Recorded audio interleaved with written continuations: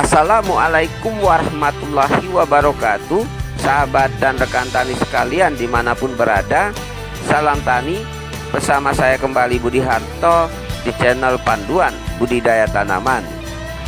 Namun perlu saya ingatkan, kiranya dalam menonton dan menyimak video-video saya, hendaknya dilakukan secara utuh dan tuntas agar tidak terjadi kesalahpahaman dan salah dalam penafsiran. Dan jangan lupa pula untuk selalu dukung channel ini dengan cara klik tombol like, subscribe, serta tanda lonceng agar sahabat dan rekan tani bisa selalu menyimak dan mendapatkan pemberitahuan tentang video-video terbaru dari saya yang insya Allah bisa memberikan manfaat peningkatan wawasan dan pemahaman dalam hal teknis berbudidaya tanaman.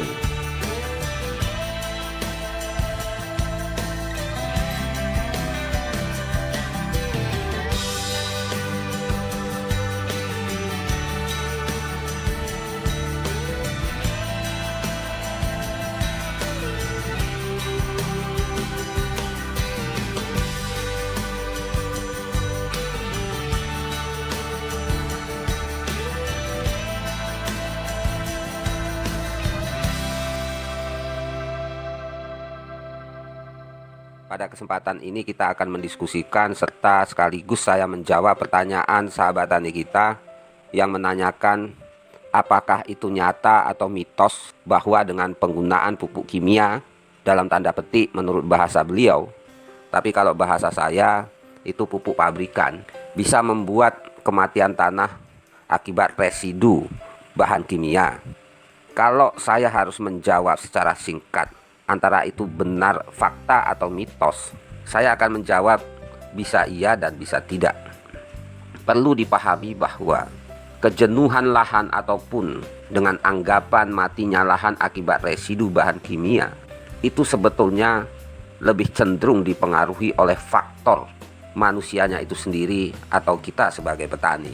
Mengingat lahan budidaya merupakan komponen tanah yang memang sudah sewajarnya kita berikan haknya yang terbaik agar lahan tersebut bisa menjalankan segala aktivitas sesuai fitrah alamiahnya. Namun kenyataannya kondisi ini sering berbanding terbalik, mengingat kita lebih cenderung melakukan hal-hal yang sifatnya memaksakan diri untuk tujuan egoisme kita sebagai manusia tanpa melakukan hal-hal terbaik dalam mengkonversi lahan tersebut. Maka dari itu, apabila kita selalu rutin menggunakan lahan tanaman kita dengan teknis pengolahan lahan dan budidaya tanaman yang secara rutin dan berkala, sehingga akan memunculkan anggapan bahwa lahan kita menjadi mati atau menjadi pasif dalam hal kesuburannya akibat residu bahan kimia. Dan perlu diketahui juga bahwa degradasi atau penurunan kesuburan tanah itu tidak hanya dipengaruhi oleh bahan kimia atau pupuk pabrikan, namun karena kecenderungan dan kebiasaan kita dalam hal berbudidaya tanaman yang mungkin akibat ketidakpahaman atau akibat memaksakan diri untuk bisa mendapatkan produksi dari hasil budidaya yang lebih tinggi, sehingga kita mengabaikan hak-hak daripada alam khususnya tanah untuk bisa tetap lestari menjalankan proses secara alami maupun secara kimiawinya. Jadi dengan demikian, apabila kita menggunakan pupuk pabrikan secara terus-menerus, bukankah sifat yang melebih-lebihkan atau berlebihan itu juga tidak baik? Artinya, dengan ketidakpahaman kita yang membuat kita melakukan hal-hal di luar batas kapasitas kesanggupan alam, terutama tanah, sehingga membuat kondisi lahan menjadi kurang sesuai sebagai syarat tumbuh kembangnya tanaman akibat kejenuhan dan degradasi sifat alamiahnya. Namun demikian, hal-hal seperti ini seharusnya tidak bisa terjadi apabila kita melakukan keseimbangan dalam hal memberikan tambahan-tambahan pada lahan yang kita tujukan sebagai dasar kita untuk berbudidaya agar bisa menghasilkan tanaman yang baik tanpa merusak ekologi dari lahan itu sendiri. Silahkan menggunakan pupuk pabrikan, tapi bantu juga lahan tersebut untuk menjalankan proses alamiahnya. Bahwa proses-proses alamiah di dalam tanah tersebut juga sangat dipengaruhi oleh kedua faktor tersebut pula, baik itu faktor alami maupun faktor paksaan, secara fitrah alamiah tanah itu sendiri maupun dengan pemaksaan kita melalui tindakan-tindakan teknis budidaya. Namun kedua aspek tersebut bila digabungkan, maka ketakutan kita akan kejenuhan lahan ataupun anggapan terhadap matinya lahan itu tidak akan terjadi. Dan apabila kita dalam setiap budidaya tanaman mengkonversi lahan dengan menggunakan bahan-bahan organik, meski kita tetap menggunakan pupuk pabrikan, ya insya Allah tidak akan terjadi kejenuhan atau residu dari bahan kimia. Karena sejatinya kekurang pahaman kita terhadap peran dan manfaat bahan organik inilah yang menimbulkan kita menjadi salah paham, sehingga pada akhirnya menyalahkan pupuk pabrikan. Padahal pupuk pabrikan itu tidak salah, karena dibuat atas dasar tujuan untuk bisa menunjang produktivitas petani maupun tanaman budidayanya. Namun secara alami tanah juga harus bisa menjalankan perannya senantiasa dan berkesinambungan. Dan biasanya pula dengan berlebihnya pupuk pabrikan akan membuat tanah tersebut terdegradasi dari kandungan koloi tanah, sehingga aktivitas kimiawi di dalam tanah juga akan menjadi lebih dominan oleh unsur-unsur tambahan yang kita berikan tanpa peredam tambahan lain, khususnya dari bahan organik. Maka itu dalam hal pemupukan, teman-teman bisa melihat saran-saran saya di panduan, di mana setiap kita mengaplikasikan pupuk selalu disertai dengan bahan organik.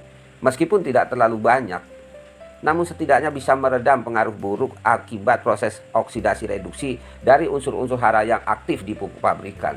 Sehingga ketakutan kita akan kematian dan kejenuhan ataupun dengan bahasa yang sering saya dengar residu bahan kimia itu insya Allah tidak akan terjadi, karena sifat bahan organik ini tadi akan meningkatkan proses kimiawi secara alami di dalam tanah itu sendiri yang bisa meningkatkan koloi tanah sehingga kadar tukar kation di dalam tanah menjadi lebih aktif dan lebih agresif.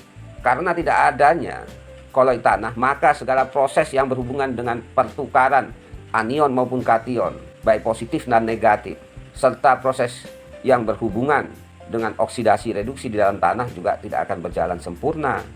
Dan dengan kondisi tersebut, maka bila segala sesuatu prosesnya tidak berjalan dengan baik, akan terjadi dominasi dari unsur-unsur penyusun dari tanah itu sendiri, yang khususnya akan terpengaruh oleh tambahan-tambahan yang kita berikan berupa pupuk pabrikan di tanah itu sendiri. Maka buat sahabat dan rekan tani sekalian, hal itu bisa menjadi nyata apabila kita tidak melakukan keseimbangan antara pupuk pabrikan dengan pupuk alami, baik itu kompos, pupuk kandang maupun dari bahan organik lain. Sedangkan apabila kita ingin mengawetkan sumber daya lahan kita, maka lakukanlah langkah-langkah penyeimbangan antara bahan organik dengan pupuk pabrikan agar mikroorganisme di dalam tanah bisa aktif kembali untuk bisa menciptakan zat-zat maupun senyawa-senyawa ataupun enzim yang bisa membantu proses percepatan dalam merecovery kondisi lahan. Kemudian juga akan merangsang percepatan proses-proses kesuburan dan keseimbangan lahan itu sendiri melalui sifat fisik maupun sifat kimia dan sifat alami lahan kita. Dengan semua bisa berjalan, maka dipastikan lahan tersebut tidak akan mengalami kejenuhan dan kematian, sehingga lahan tadi bisa menjadi syarat tumbuh yang baik dan nyaman bagi tumbuh kembangnya tanaman. Jadi insya Allah dengan panduan-panduan pemupukan yang sudah saya berikan, atau dalam istilah full SAS melalui pupuk peram, tujuan saya selain memberikan nutrisi serta hara yang cukup bagi tanaman, juga memberikan bahan-bahan komponen tanah yang bisa menciptakan struktur maupun tekstur tanah secara sifat fisik maupun sifat kimiawinya berjalan lebih seimbang dan stabil secara berkesinambungan, sehingga konservasi lahan ataupun tanah budidaya akan berjalan dengan baik dalam jangka waktu yang lebih lama. Jadi demikian jawaban singkat saya, semoga bisa dipahami dan memberikan manfaat terbaik bagi kita semua. Saya Budiarto dari Setabat Langkat, Sumatera Utara. Jayalah selalu petani Indonesia dan salam tani. Wassalamualaikum warahmatullahi wabarakatuh.